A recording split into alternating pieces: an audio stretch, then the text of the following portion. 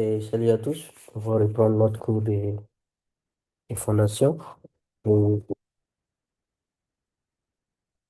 pense que la fois passée, on avait fait l'avant-dernier point du chapitre. Il s'agit du chapitre 6, hein. Voilà. On va parler des radiers. Comment, comment dimensionner les radiers. Et là, on va parler même de la conception structurelle des fondations sur radiers. C'est-à-dire les, comment dire, les, les ferrailles même du radier. Comment vous allez le faire. Voilà.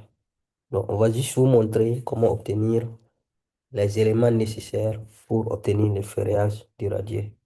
OK? Donc, le point, conception structurelle des fondations sur radier. Nous avons deux méthodes. On va parler de la première méthode aujourd'hui et prochainement, on va parler de la deuxième méthode. OK? Donc, pour cette première méthode, la méthode conventionnelle rigide. Voilà. Donc, cette méthode-là, pose des hypothèses d'abord. Elle suppose que le radier est rigide et a une base horizontale. Et aussi, elle suppose que le sol sous le radier varie de façon linéaire. C'est-à-dire la pression du sol sous le radier varie de façon linéaire. Voilà. Donc, cette méthode pose ces hypothèses d'abord. Considère ces hypothèses d'abord. OK? Voilà. Donc, comment ça se fait? Vous allez prendre le radier et diviser ça en bandes rectangulaires dans les deux directions, hein, dans les directions de X et Y, et en fonction des zones tributaires. Voici cette figure qui nous montre ça, un exemple. Donc, vous avez un radier de dimension B fois L, et vous avez les forces, les charges qui descendent sur les radiers. Et ça, ce sont les poteaux, hein, qui viennent. Et vous divisez par bande. Là, vous voyez, par exemple, entre ces deux points, le point au milieu, la ligne, vous divisez entre ce point et ce point, ce poteau et ce poteau, vous divisez, ainsi de suite. Et là aussi, pareil, vous faites pareil. Voilà. OK? Donc, si vous voulez, vous allez avoir des bandes dans ce sens. Si vous prenez dans le sens Y, si vous prenez dans le sens X aussi, vous allez avoir des bandes comme ça. Voilà. Parce qu'après, on va analyser bande par bande. On ne va pas prendre tout pour calculer comme une semelle. Donc, chaque bande maintenant est analysée comme une poutre. OK? Et c'est ça qui est là à peu près. Après, vous allez voir. Donc, on prend chaque bande et puis on analyse chaque bande comme une poutre. Voilà. Donc, et les renforcements, c'est-à-dire le ferrillage des, des radiers sera donc conçu à partir des résultats des moments et de l'effort tranchant de chaque bande, de chaque poutre. C'est ce qu'on va faire. OK? Donc, quelles sont les étapes? L'étape numéro un, c'est d'abord connaître, en connaissant les dimensions de votre radier, B fois L, vous allez calculer la charge totale qui vient. Colonne ici, là, c'est comme les poteaux, hein. Charge totale. OK? Si les colonnes, vous les calculez. Donc, vous allez avoir le Q total, c'est-à-dire la charge totale, c'est la somme de toutes les charges. Vous voyez Q1 ici, Q2, 3, 4, jusqu'à 12. Donc, souvent, vous pouvez avoir plus ou bien moins. Voilà. Tout est possible en fonction de votre projet. Donc, ici, après avoir calculé la charge totale à l'étape 1, on passe à l'étape 2. Je vais mettre ça ici.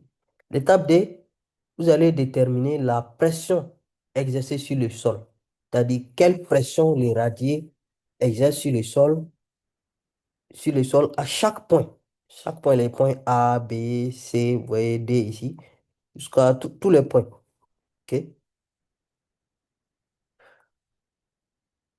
C'est ça qu'il faut chercher prochainement. Et comment faire? Comment faire pour savoir la pression que les radiers là, exercent sur le sol à chaque point, à chacun de ces points? Comment faire? Donc, voici la formule, l'équation qui va vous permettre d'avoir ça. Voilà, nous allons aller point par point pour déterminer, et pour donner les définitions de chaque élément dans cette équation. Je pense que le Q, vous connaissez déjà, c'est la somme totale de toutes les charges.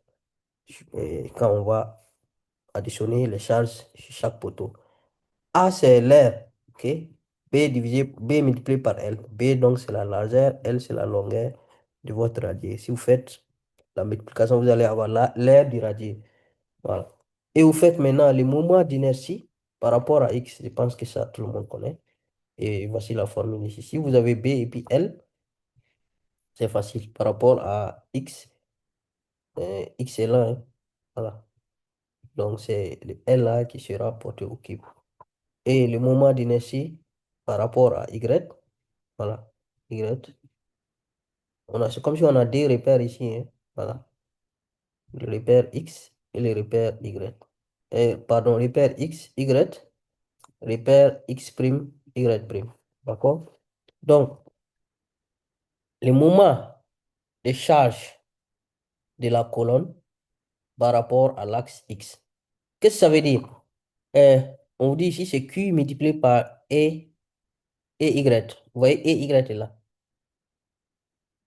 Ça veut dire quoi? Quand vous allez calculer la charge totale Q là, c'est-à-dire la somme totale de toutes les charges, Q1 jusqu'à Q12, cette charge-là, il y a un point.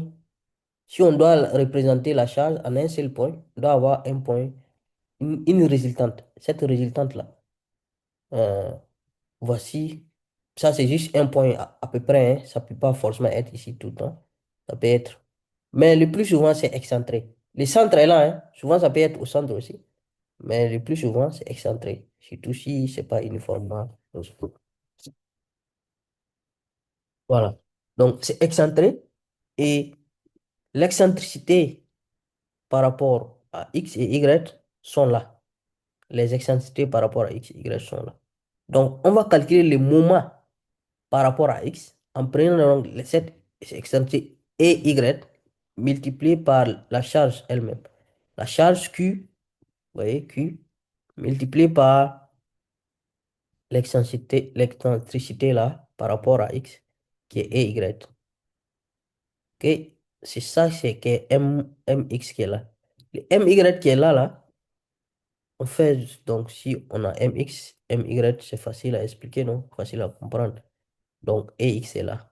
Vous multipliez le Q par EX. D'accord? Après ça, vous voyez ici les X et puis les Y. Là, ce sont les coordonnées, chaque point. OK? Et ces coordonnées-là, vous devez respecter les signes de, de chaque point. Vous êtes dans les repères X, Y, ou bien le repère X, Y, c'est ce repère-là. Donc, si je prends ce point-là, par exemple, par rapport à ce repère, ce point est négatif. Négatif. Ou bien là, c'est positif, positif. Voilà. Donc, vous devez considérer. Donc, en faisant, en appliquant cette formule, vous allez avoir la pression sous chaque point. Et sous votre radier. La pression sur le sol. Donc, on va utiliser cette pression Q là pour le reste. Donc, c'est très important de comprendre ça d'abord. Donc, si je vais mettre ça ici, la formule de la pression, c'est là.